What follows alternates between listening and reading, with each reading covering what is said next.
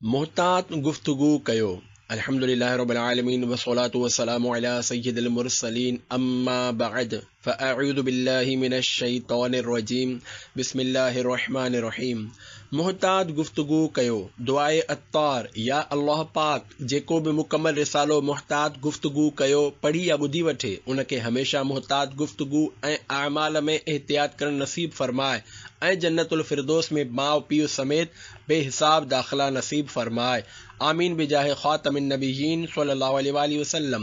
दुरूद शरीफ जी फजीलत फरमाने आखिरी नबी सल्लल्लाहु अलैहि वसल्लम जेके माण्हू कंहिं मजलिस महफ़िल में वेहंदा आहिनि पोइ उन में न अल्लाह पाक जो ज़िक्र कंदा आहिनि ऐं न ई उन जे नबी सल्लल्लाहु अलैहि वसल्लम ते दुरूद पाक पढ़ंदा आहिनि, क़यामत जे ॾींहुं उहा मजलिस उन्हनि लाइ हसरत पशेमानी जो सबबु बणिजंदी। अल्लाह पाक चाहे त उन्हनि खे अज़ाब ॾे ऐं चाहे त खेनि बख़्शे छॾे। तिरमिज़ी 247 सल्लु अलल हबीब सल्लल्लाहु अलैहि मुहम्मद हदीस 3391। बेहयाई वारियुनि ॻाल्हियुनि जे बारे में मुस्तफ़ा करीम सल्लल्लाहु अलैहि वसल्लम जा 4 फरमान। फुहश गो याने बेहयाई वारियूं ॻाल्हियूं करण वारो इंसान बेबाक याने बेअदब ऐं बेडपो हूंदो आहे ऐं उन जी सभ खां वॾी महरूमी इहा आहे त अल्लाह पाक ऐं उन जा प्यारा रसूल सल्लल्लाहु अलैहि वसल्लम अहिड़े शख़्स खे पसंदि नाहिन कंदा ऐं फहश ॻाल्हाइण वारे जो ठिकाणो जहन्नम आहे। इन सिलसिले में 4 फरामीन मुस्तफ़ा सल्लल्लाहु अलैहि वसल्लम ॿुधो ऐं इबरत हासिल कयो। 1 फहश गोई याने बेहयाई सां भरियल ॻाल्हियूं बद अख़लाक़ी जी हिकु शाख आहे ऐं बद अख़लाक़ी जहन्नम में वठी वञण वारी आहे। तिरमिज़ी जिल्द 3 सफ़ो 406 हदीस 2016। 2 बुरनि कमनि ऐं बुरे बेहयाई वारियुनि ॻाल्हियुनि जो इस्लाम सां को ताल्लुक़ नाहे। मुस्नद अहमद बिन हंबल जिल्द 7 सफ़ो 431 हदीस 2997। 3 फहश गोई ऐं बद ज़बानी खे अल्लाह पाक पसंदि नाहे फरमाईंदो। मुस्लिम सफ़ो 820 हदीस 56-59। 4 फहश गोई जेकॾहिं इंसान जी शिकिल में हुजे हा त बुरे माण्हू जे शिकिल में हुजे हा। असमतुल इब्न अबी दुनिया मअ मौसूआ जिल्द 7 सफ़ो 206 हदीस 331। गंदी ज़बान ख़तरनाक बीमारी आहे।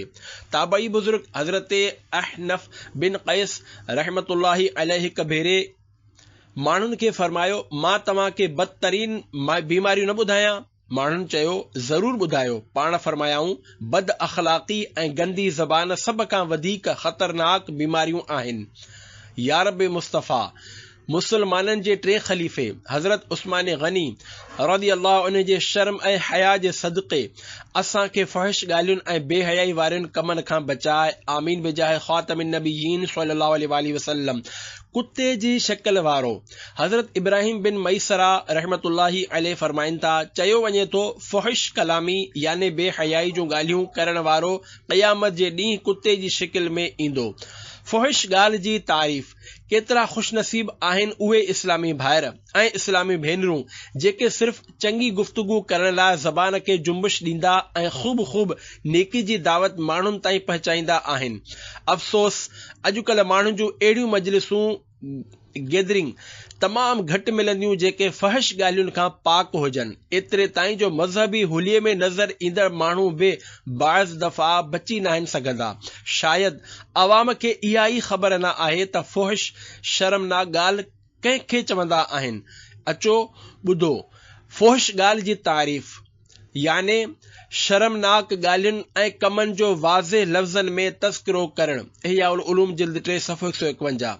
त उहे नौजवान जेके मख़सूस ख़्वाहिश जे सुकून ख़ातिर फहश याने बेहयाईअ जूं ॻाल्हियूं करण वारा बल्कि सिर्फ़ ॿुधी करे दिल विंदराइण वारा गंदियूं गारियूं ज़बान ते आणण वारा बेशर्मी वारा इशारा कंदड़ उन्हनि गंदनि इशारनि खां लुत्फ़ अंदोज़ थियण वारा ऐं गंदियुनि लज़्ज़तुनि जे हुसूल ख़ातिर फिल्मूं ड्रामा जो हिन में आम तौर बेहयाई भरियल हूंदी आहे ॾिसण वारा हिकु दिल ॾकाईंदड़ रिवायत बार बार पढ़नि ॿुधनि ऐं ख़ौफ़े ख़ुदा खां ॾकी वञनि। जीअं फरमाने मुस्तफ़ा सल्लल्लाहु अलैहि वसल्लम आहे उन शख़्स ते जन्नत हराम आहे जेको फहश याने बेहयाई जे क़ौल या फ़इल सां कम वठे थो।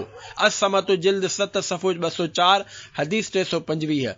गैर औरतुनि या अमरदनि जे बारे में अचण वारनि गलीज़ वसवसनि ते तवजो ॾियणु, ॼाणी वाणी शर्मनाक ख़्यालनि में पाण खे गुम करणु ऐं मआज़ल्लाह गंदी हरकत जे तसवुर जे ज़रिए लज़्ज़त वठण वारनि खे बयान कयल रिवायत खां इबरत हासिल करणु घुर्जे। आइन मुझको वसवसे और गंदे ख्यालात, अल्लाह निकल जाए हर एक दिल से बुरी बात। सल्लु अलल हबीब सल्लल्लाहु अलैहि मुहम्मद। चङो ॻाल्हाइण मुतालिक़ 8 मदनी गुल। 1, मुस्कुराए ऐं खुश मिजाजी सां ॻाल्हि ॿोल करणु सुन्नत आहे। 2, ॻाल्हि ॿोल कंदे नंढनि सां शफ़क़त भरियो ऐं वॾनि सां अदब वारो लहजो रखो। इंशा अल्लाहुल करीम ॿिन्ही वटि अव्हां इज़त माणींदव। 3, ॾाढियां ॻाल्हाइण सुन्नत नाहे। 4, गुफ्तगू दौरान हिक ॿिए जे हथ ते ताड़ी हणणु दुरुस्त नाहे, छो त ही चङी ख़सरत वारनि माण्हुनि जे तरीक़े जे ख़िलाफ़ आहे। 5, ॻाल्हि ॿोल करण वक़्तु ॿियनि जे साम्हूं हर नक खे हथु लॻाइणु या नक या कन में आङुर विझणु, थुकंदो रहणु, आङुरियुनि सां बदन तां मेर लाहिणु, पर्दे जी जॻहियुनि खे हथु लॻाइणु या खंघंदो रहणु सुठी ॻाल्हि नाहे। अकेले में बि बग़ैर सबब जे ही कमु न करणु घुर्जे। 6, जेसिताईं ॿियो ॻाल्हाए रहियो हुजे हेॾां होॾां ॾिसण बग़ैर उन ॾांहुं पूरी तरह मुतवजे थी करे इत्मिनान सां ॿुधणु घुर्जे। विच में ॻाल्हाइणु न घुर्जे, जो कंहिंजी ॻाल्हि कटणु अदब जे ख़िलाफ़ आहे। अल्लाह पाक जा प्यारा प्यारा आख़िरी नबी मुहम्मद अरबी सल्लल्लाहु अलैहि वसल्लम कंहिंजी ॻाल्हि खे न कटींदा हुआ। बाक़ी जेकॾहिं को हद खां वधणु लॻंदो हो त उन खे रोके वठंदा हुआ या उतां खां उथी हलिया वेंदा हुआ। शुमाइल तिर्मिज़ी सफ़ो 200। 7, हिकिड़े याने जेको ॻाल्हाइण में चिटा उचार कढी हकिड़े याने जेको ॻाल्हाइण में चिटा उचार कढी न सघे या बाते पुठियां नक़ल न कयो, जो ग़ीबत आहे ऐं उन जे साम्हूं उन जी नक़ल करणु संदन दिल आज़ारी जो सबबु आहे। 8, घणियूं ॻाल्हियूं करण ऐं गुफ्तगू दौरान टहक ॾींदो रहण सां रौब ख़त्म थी वेंदो आहे। सल्लु अलल हबीब सल्लल्लाहु अलैहि मुहम्मद।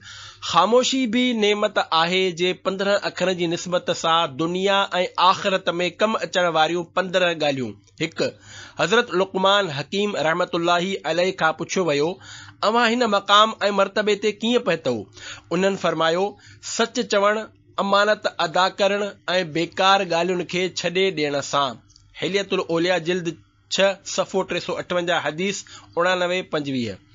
2, फरमाने इमाम ग़ज़ाली रहमतुल्लाह अलैहि, जेका ॻाल्हि कंहिंखे उन जी इस्लाह जे लाइ सभिनी माण्हुनि जे साम्हूं चई वञे उन खे छिड़बण ऐं बेइज़ती करणु शुमार कयो वेंदो आहे, ऐं जेका ॻाल्हि कंहिंजी इस्लाह जे लाइ अकेलाई में चई वञे उहा शफ़क़त ऐं नसीहत सम्झी वेंदी आहे। 3, 4 शयूं चइनि शयुनि ॾांहुं वठी वेंदियूं आहिनि। 1, ख़ामोशी सलामती ॾांहुं। 2, नेकी बुज़ुर्गी ॾांहुं। 3, सखावत सरदारी ॾांहुं। ऐं 4, शुक्र नेमत जी घणाई ॾांहुं। 4, इंसान जो ॻाल्हाइण उन जे फज़ीलत जो बयान ऐं अक़ुल जो तर्जुमान हूंदो आहे। तंहिं करे उन खे सुठी ऐं थोरी ॻाल्हि ताईं ई महदूद रखो, याने ॻाल्हाइण सां इंसान जी समझदारी जी सुञाणप थींदी आहे। तंहिं करे घटि ॻाल्हायो त जीअं पर्दो रहे, जो ॻाल्हाईंदे रहण सां उन जे अंदरि लिकियल बेअक़ली ऐं नादानी ज़ाहिर थी सघे थी। 5, इंसान पंहिंजे गुफ़्तगू सां सुञातो वेंदो आहे, पंहिंजे कम सां मशहूर थींदो आहे। तंहिं करे दुरुस्त ॻाल्हि चओ ऐं रुगो सुठा कम कयो। 6, जेको पाण खे सुञाणे वठे, पंहिंजी ज़बान जी हिफ़ाज़त करे, फुज़ूल कमनि में न पवे ऐं पंहिंजे मुसलमान भाउ जी बेइज़ती न करे त उहो हमेशा सलामत रहंदो ऐं उन खे शर्मिंदगी खे घटि मुंहुं ॾियणो पवंदो। 7, ख़ामोशी इख़्तियार कयो ऐं सच्चा बणिजी रहो, छो त ख़ामोशी हिफ़ाज़त करण वारे ऐं सच्चाई इज़त ॾियारण वारी आहे। 8, जेको घणो ॻाल्हाईंदो आहे, समझदार माण्हू उन खां पासो कंदा ऐं परे भॼंदा आहिनि।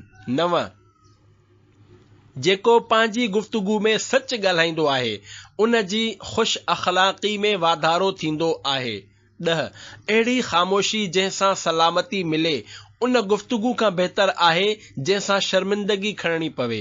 5 जेको नामुनासिब गुफ्तगू कंदो आहे उनखे नापसंदीदा ॻाल्हियूं ॿुधणियूं पवंदियूं आहिनि। 12 ज़बान जो ज़ख़्म तलवार जे ज़ख़्म खां वधीक सख़्त आहे। 13 जाहिल जी बेहूदा ऐं तकलीफ़ ॾींदड़ ॻाल्हि ते ख़ामोश रहण उन जे लाइ भरपूर जवाब ऐं उन जाहिल जे लाइ घणो तकलीफ़ जो बाइस आहे। 14 ज़बान अहिड़ी कटण वारी तलवार आहे जंहिंजे वार खां बचण मुमकिन नाहे ऐं कलाम याने ॻाल्हि अहिड़ो निकितल तीर आहे जंहिंखे वापसि आणणु मुमकिन नाहे। दीनो दुनिया की अनोखी बातें जिल्द 1 सफ़ो 85 ता 88। 15 कंहिंखे पंहिंजो राज़ न ॿुधायो छो त जेका ॻाल्हि ॿिनि चपनि में नथी रुकिजी सघे उहा काथे बि रुकिजी न सघंदी। नसीहत वारियूं 50 दिलचस्प ॻाल्हियूं। ही ॻाल्हियूं सोशल मीडिया वग़ैरह तां खणी तब्दीली सां पेश कयूं वयूं आहिनि। 1 धाॻो ऐं डिघी ज़बान आमतौर मुंझी वेंदा आहिनि, तंहिं करे धाॻो वेढ़े ऐं ज़बान संभाले रखो। 2 शुगर जी बीमारी मिठो खाइण सां थींदी आहे, मिठो ॻाल्हाइण सां न। 3 जॾहिं चाकू खंजर तीर ऐं तलवार वेही सोचे रहिया हुआ त केरु वधीक सख़्त ज़ख़्म ॾींदो आहे तॾहिं अल्फाज़ पोयां वेही मुस्कुराए रहिया हुआ, याने लफ़्ज़नि जा ज़ख़्म सभ खां सख़्त हूंदा आहिनि। 4 जिन ॻाल्हियुनि सबबि माण्हू विढ़ी करे मिट्टी जे मणनि हेठियां सुम्ही पवंदा आहिनि उन्हनि ई ॻाल्हियुनि ते थोरी ई मिट्टी विझी दुनिया में सुकून सां ज़िंदगी गुज़ारे सघिजे थी। 5 फ़क़ति छुरीअ सां ई न बल्कि लफ़्ज़नि सां बि ज़बह कयो वेंदो आहे। गोली ई रुगो मारींदी नाहे बल्कि रवैया याने ग़लति वर्ताव बि मारे विझंदा आहिनि। बेशक गोली ऐं छुरी दुनिया खां तालुक़ ख़तम कराए छॾींदी आहे, पर लफ़्ज़नि जा ज़ख़्म ऐं रवैयनि जी मार निड़ीअ जो फाहो बणिजी न जीअण ॾींदा आहिनि न मरण। 6 तॾहिं ॻाल्हायो जॾहिं अव्हां जा लफ़्ज़ अव्हां जी ख़ामोशी खां वधीक फ़ाइदेमंद ऐं ख़ूबसूरत हुजनि। 7 तोतो मिर्चूं खाई बि मिठो ॻाल्हाईंदो आहे, जॾहिं त इंसान कॾहिं कॾहिं मिठो खाई बि कोड़ो ॻाल्हाईंदो आहे। 8 मिठो ॻाल्हाइण वारे जो ज़हर बि विकामजी वेंदो आहे, जॾहिं त कोड़ो ॻाल्हाइण वारे जो शहद यानी माखी बि नाहे विकामजंदी। 9 जहिड़ी तरह मेवो ख़रीदण वक़्तु मिठे मेवे जो इंतिख़ाब कंदा आहियूं, ईअं ई ॻाल्हाइण वक़्तु बि मिठा ॿोल इस्तेमालु कंदा करियो। 10 जहिड़ी तरह नंढा नंढा सोराख़ बंदि कमरे में सिज निकिरण जी ख़बर ॾींदा आहिनि, अहिड़ी तरह नंढियूं नंढियूं ॻाल्हियूं बि इंसान जो किरदारु वधाईंदियूं आहिनि। 11 बेशक लफ़्ज़नि जी बि अहमियत हूंदी आहे, पर कॾहिं कॾहिं लहजनि जो असरु तमामु घणो हूंदो आहे। 12 हमेशा मिठो ॻाल्हायो छो त कॾहिं वापसि वठिणो बि पए त कोड़ो न लॻे। 13 कुझु सुवालनि जा जवाब ज़बान न बल्कि वक़्तु ॾींदो आहे ऐं वक़्तु जेको जवाब ॾींदो आहे उहे लाजवाब हूंदा आहिनि। 14 चवंदा आहिनि थोरी ॻाल्हि तां ताल्लुक़ टुटी वियो, जॾहिं त उन थोरी ॻाल्हि जे पुठियां काफ़ी भेरा घणियूं ॻाल्हियूं हूंदियूं आहिनि ऐं उहा थोरी ॻाल्हि असल में बर्दाश्त जे आख़िरी हद हूंदी आहे। 15 इंसान पंहिंजी ज़बान पुठियां लिकियल आहे, जेकॾहिं उनखे सम्झणो आहे त उनखे ॻाल्हाइण ॾियो। 16 लफ़्ज़नि जा ॾंद आहिनि हूंदा, पर उहे कटे वठंदा आहिनि, जॾहिं ही कटींदा आहिनि त उन्हनि जो ज़ख़्म आसानीअ सां नाहे भरबो। 17 काफ़ी भेरा इंसान नरम लहजे सां एतिरी त गरम ॻाल्हि करे वेंदा आहिनि जो उन्हनि लफ़्ज़नि जी तपिश याने गर्मी थधे थियण याने विसरण में उमिरि लॻी वेंदी आहे। 18 अक़ुलु नंढो थी वञे त ज़बान वॾी थी वेंदी आहे। 19 मशीन खे कटु लॻी वञे त पुर्ज़ा याने पार्ट्स शोर कंदा आहिनि ऐं जॾहिं अक़ुल खे कटु लॻे त ज़बान फुज़ूल ॻाल्हाइण लॻंदी आहे। 20 सोचे सम्झी ॻाल्हायो जो अव्हां जा लफ़्ज़ कंहिंजे दिलि बुरी तरह टोड़े बि सघनि था। 21 सुठे लहजे में ॻाल्हायल लफ़्ज़नि सां ॻाल्हि सम्झ में ईंदी ऐं दिलि में लही वेंदी आहे, छो त कॾहिं कॾहिं जादू लफ़्ज़नि में घटि ऐं लहजे में वधीक हूंदो आहे। 22 हूअं त ॻाल्हाइण सभिनी खे ईंदो आहे, पर कंहिंजो दिमाग़ ॻाल्हाईंदो आहे त कंहिंजो अख़लाक़। 23 गुफ्तगू हिकु अहिड़ो अमल आहे जंहिं जे ज़रिए या त इंसान कंहिंजे दिलि में लही वेंदो आहे या वरी कंहिंजे दिलि तां लही वेंदो आहे। 24 ॿ मिठा ॿोल, ख़ुलूस वारा अल्फाज़ ऐं अदब वारो लहजो कंहिंजे रूह खे तरो ताज़ा करे सघनि था। 25 नफ़रत भरिया ज़हरीला लफ़्ज़ कॾहिं कॾहिं कंहिंखे जीअरे मारण लाइ काफ़ी हूंदा आहिनि। 26-27 सॼी दुनिया जी माखी जमा करे वठो पर ज़बान जो हिकु मिठो ॿोल उन सॼी दुनिया जे माखीअ खां वधीक मिठो आहे ऐं सॼी दुनिया जो ज़हर जमा करे वठो पर ज़बान जी हिकु कोड़े ॿोल जो ज़हर उन सॼे ज़हर खां वधीक कोड़ो आहे। 28 पंहिंजी ज़बान खे कूड़ी ॻाल्हियुनि खां बचाइण तमामु वॾी कामयाबी आहे।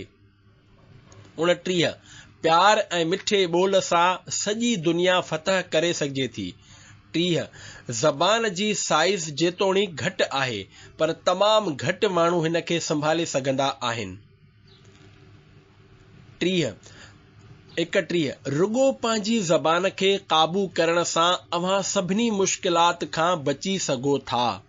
32 जेकॾहिं कंहिंजी इस्लाह करणी हुजे त नर्म लहजे में कयो छो त नर्म लहजो इस्लाह जे जज़्बे खे जाॻाईंदो आहे जॾहिं त सख़्त लहजो ज़िद पैदा कंदो आहे।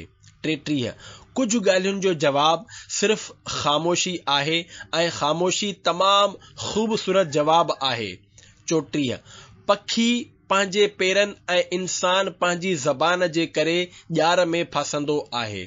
35 गुफ्तगू में नरमी इख्तियार कयो, लफ़्ज़नि खां वधीक लहजे जो असर हूंदो आहे।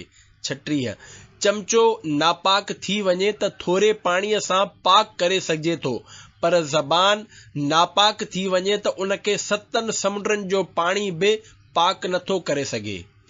37 जेकॾहिं को खाधे में ज़हर मिलाए छॾे त उन जो इलाज मुमकिन पर जेकॾहिं को कननि में ज़हर विझी छॾे त उन जो इलाज मुश्किल थी वेंदो आहे। 38 पंहिंजी ज़बान खे मुसलमाननि खे सलाम करण जो आदी बणाए छॾियो, इन सां दोस्त वधंदा ऐं दुश्मन घटि थींदा।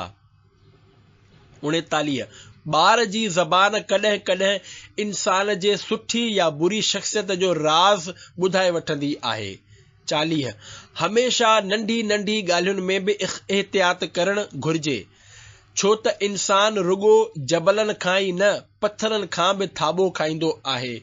41 बदगुमानी ऐं बदज़बानी ॿ अहिड़ा ऐब आहिनि जेके इंसान जे हर कमाल याने ख़ूबी खे ज़वाल याने नुक़सान में बदिले सघनि था।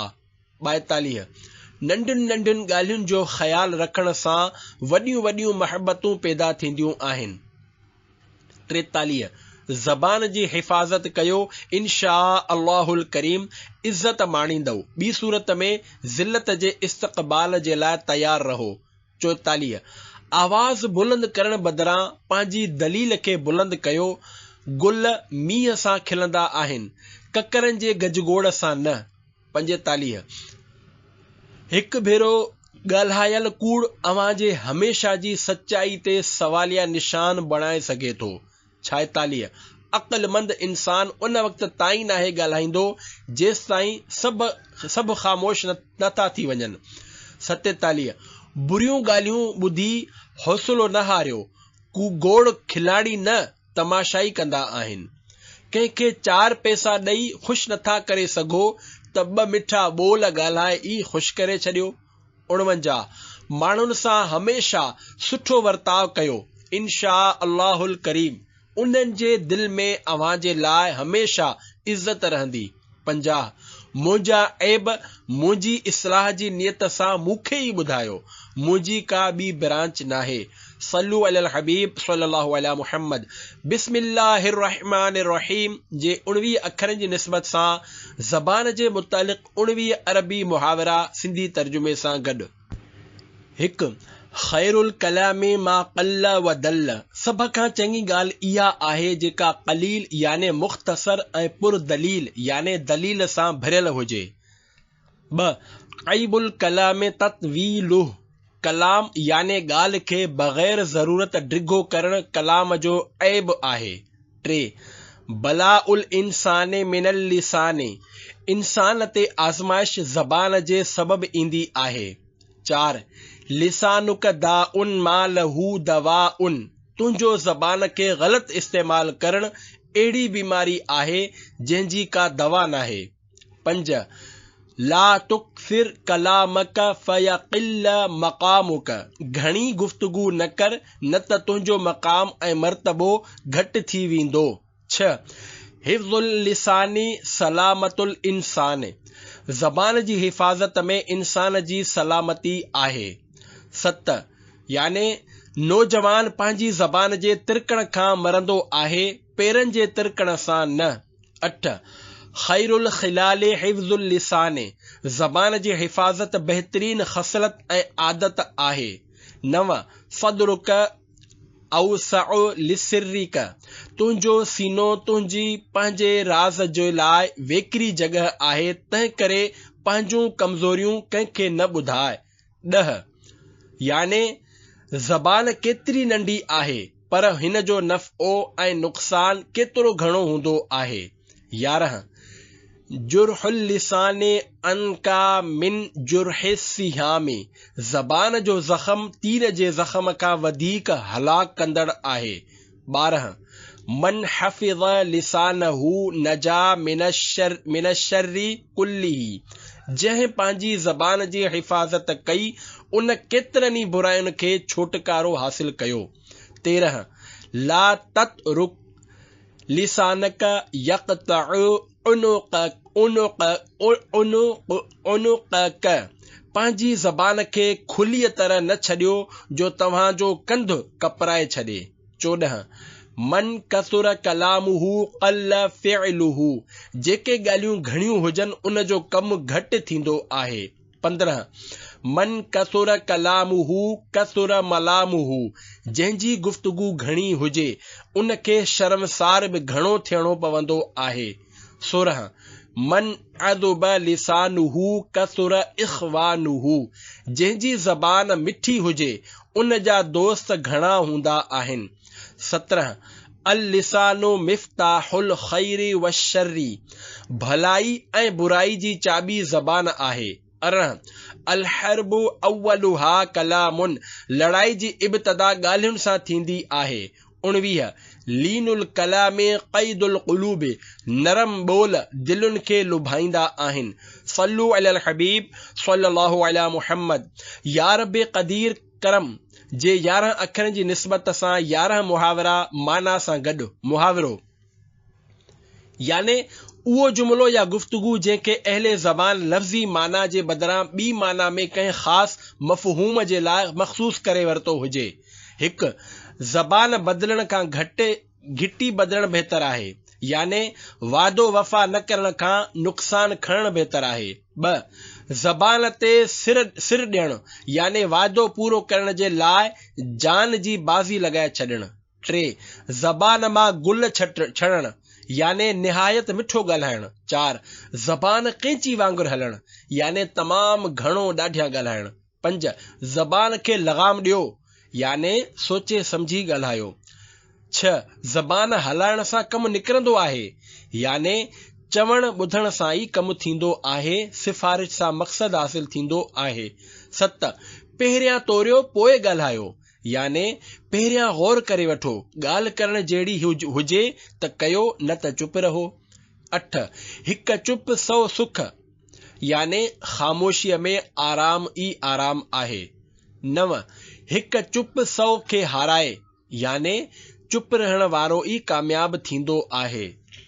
10 जेका ॻाल्हि ॿिनि चपनि में नथी रही सघे उहा काथे नथी रही सघे, याने कंहिंखे राज़ ॿुधाए उहा उम्मीद रखणु बेकार आहे त ॿियनि खे ख़बर न पवंदी। 11 ज़बान में ख़ारिश थियणु, याने तूं मां करण ते दिल करणु। गुनाहनि जी आदत खां तौबह नसीब थी वई। ए आशिक़ाने रसूल, बेशक ॻाल्हि ॿोल बि अमल आहे। जेकॾहिं अल्लाह जी रिज़ा जे लाइ हुजे त सवाब, गुनाह वारे हुजे त अज़ाब, ऐं फज़ूल हुजे त आख़िरत जे ॾींहुं हिसाब, हिननि शयुनि जी मालूमात ऐं अमल जो जज़्बो वधाइण जे लाइ दावत इस्लामी जे सुन्नतुनि सिखण सेखारण जे क़ाफ़िलनि में सफ़र करणु फ़ाइदेमंद आहे। हिकु मदनी बहार पेश कजे थी। कराची जे इलाक़े लाइन्स एरिया जो नौजवान दीनी माहौल में अचण खां पहिरियां गुनाहनि वारी ज़िंदगी गुज़ारे रहियो हो। कूड़ ॻाल्हाइण, माउ पीउ जी नाफ़रमानी करण, ॻाल्हि ॿोल ते कावड़ करण, नाजाइज़ मंडी ऐं छलो नाजाइज़ मुंडरी ऐं छलो पाइण, नंढी आंगुर जा नह ख़ूब वधाए रखण वग़ैरह वग़ैरह ॼण त उन जी ज़िंदगी जो हिसो बणिजी चुको हो। माण्हुनि जे सम्झाइण जे बावजूद बि फ़ाइदो न थींदो हो। आख़िरकार इस्लामी भाइरनि जी इनफरादी कोशिश जे बरकत सां उनखे दावत इस्लामी जे सुन्नतुनि सिखण सेखारण जे 3 ॾींहनि जे क़ाफ़िले में सफ़र जी सआदत हासिल थी। क़ाफ़िले जी बरकत इहा ज़ाहिर थी जो उन कूड़ ॻाल्हाइण जी गंदी आदत खां तौबह करे वरिती ऐं तमाम वधायल नह खे मना करण बावजूद कटींदो न हो। उन्हनि खे क़ाफ़िले जे दौरान ई कटे छॾियईं। वधीक ही त उन पंहिंजे बुरियुनि आदतुनि खां तौबह कंदे सुठियूं नियतूं कयूं त वालिदैन खां मुआफ़ी वठी उन्हनि खे राज़ी कंदुसि, पंहिंजी कावड़ ते काबू रखंदुसि, दावत इस्लामी जे दीनी कमनि में पाण बि हिसो वठंदुसि ऐं ॿियनि खे बि हिन जी दावत ॾींदुसि। ए आशिक़ाने रसूल, हिन मदनी बहार में अव्हां ॿुधो त उहो नौजवान इस्लामी भाउ नाजाइज़ मुंडरी ऐं छला पाईंदो हो। इन हवाले सां मकतबतुल मदीना जी किताब रफ़ीक़ुल हरमैन सफ़े नंबर 82 ते आहे, इस्लामी भाउ जॾहिं बि मुंडरी पाए त सिर्फ़ चांदी जी 4.5 माशा याने 4 ग्राम 374 मिलीग्राम खां घटि वज़न वारी हिक ई मुंडरी पाए, हिक खां वधीक न पाए ऐं उन हिक मुंडरी में बुड़ो बि हिक ई हुजे, हिक खां वधीक बुड़ा न हुजनि ऐं बग़ैर नगीने जे बि न पाए। बुड़े जे वज़न जी का हद नाहे। चांदी या कंहिं ॿिए धातुअ जो छलो भले मदीने शरीफ़ जो ई छो न हुजे, या चांदी जे बयान कयल वज़न वग़ैरह जे अलावा कंहिं बि धातुअ मेटल मिसाल तौर सोन, तांबे, लोह, पीतल, स्टील वग़ैरह जी मुंडरी नथा पाए सघो। सोन, चांदीअ या कंहिं बि धातुअ जी ज़ंजीर गले में पाइण मना आहे। पिण बयान कयल मदनी बहार में ही बि हो त हू नौजवान चीच याने हथ जी नंढी मां नंढी आंगुर जो नह ख़ूब वधाए रखंदो हो। हिन बारे में शरई मसलो ही आहे त 40 ॾींहनि खां वधीक नह या बग़ल जा वार या दुन खां हेठियां वार रखण जी इजाज़त नाहे। 40 ॾींहनि खां बाद गुनाहगार थींदा। हिक अधु चकर में गुनाह सगीरा याने नंढो गुनाह थींदो। आदत बणाइण सां कबीरा याने वॾो गुनाह थी वेंदो ऐं फिस्क में शुमार थींदो। फतवा रज़विया जिल्द 22 सफ़ो 678। सुन्नतें सीखने 3 दिन के लिए हर महीने चले काफिले में चलो। सल्लु अलल हबीब सल्लल्लाहु अला मुहम्मद। या रब्बल मुस्तफ़ा असांखे गुफ्तगू करण जे आदाब ते अमल करण जी तौफ़ीक़ अता फरमाए ऐं असांजी ज़बान मां कॾहिं बि तुंहिंजी नाराज़ी वारी ॻाल्हि न निकिरे। आमीन बिजाह ख़ातमिन नबीयीन सल्लल्लाहु अलैहि वसल्लम। कसरत सां दुरूद शरीफ पढ़ण कम अची वियो। हज़रत सैयदना अबू बकर शिबली बगदादी रहमतुल्लाहि अलैहि फरमाइनि था, मूं पंहिंजे मरहूम पाड़ेसरी खे ख्वाब में ॾिसी पुछियो, मा फ़अलल्लाहु बिक, याने अल्लाह पाक अव्हां सां कहिड़ो मुआमिलो फरमायो। उन चयो, मां सख़्त मुसीबतुनि में मुब्तला थियुसि। मुनकर नकीर जे सवालनि जा जवाब मां न पियो ॾेई सघियुसि। मूं दिल में ख़्याल कयो त शायदि मुंहिंजो ख़ात्मो ईमान ते नाहे थियो। एतिरे में आवाज़ आयो, दुनिया में ज़बान जे गैर ज़रूरी इस्तेमाल जे सबब तोखे इहा सज़ा ॾिनी पई वञे। हाणे अज़ाब वारा मलाइक मूं ॾांहुं वधिया। एतिरे में हिकु उम्दा ख़ुशबू वारो साहिब मुंहिंजे ऐं अज़ाब जे विच में पर्दो बणिजी वियो ऐं उन्हनि मूंखे मुनकर नकीर जे सुवालनि जा जवाब यादि ॾियारिया ऐं मूं इन्हीअ तरह जवाब ॾिना, अल्हम्दुलिल्लाह, अज़ाब मूंखां परे थी वियो। मूं उन बुज़ुर्ग खे अर्ज़ कयो, अल्लाह पाक अव्हां ते रहम फरमाए, अव्हां केरु आहियो? फरमायाऊं, तुंहिंजी कसरत सां दुरूद शरीफ पढ़ण जी बरकत सां मां पैदा थियो आहियां ऐं मूंखे हर मुसीबत जे वक़्तु तुंहिंजी मदद ते नामज़द कयो वियो आहे। अल क़ौलुल बदी सफ़ो 260। अल क़ौलुल बदी सफ़ो 260।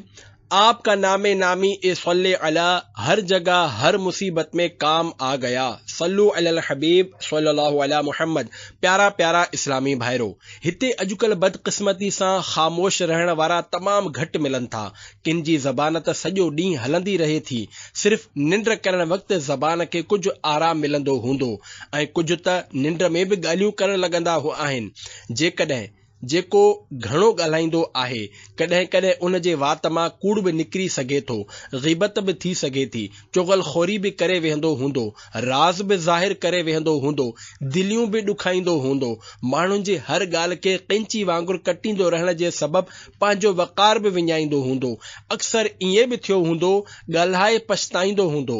पोइ बातूनी ॻाल्हाइण वारो शख़्स जे बक बक करण सां ॿियनि खे बि तमामु बेज़ारी घणी थींदी आहे। माण्हू तंग थी उन खां पीछो छॾाइण जी कोशिश कंदा आहिनि।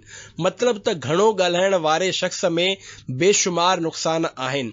इन्हीअ करे त कंहिं चयो आहे, न ॻाल्हाइण में 9 गुण याने 9 खूबियूं। छो त ख़ामोश इंसान केतिरनि आफ़तुनि खां अमन में रहंदो आहे। अल्लाह करीम असां सभिनी खे बेज़रूरत ॻाल्हाइण खां महफ़ूज़ फरमाए ऐं ज़बान जे आफ़तुनि खां बचाए। आमीन बिजाह ख़ातमिन नबिय्यीन सल्लल्लाहु अलैहि वसल्लम। सल्लु अलल हबीब सल्लल्लाहु अला मुहम्मद व आलिहि व अस्हाबिहि व बारक वसल्लम।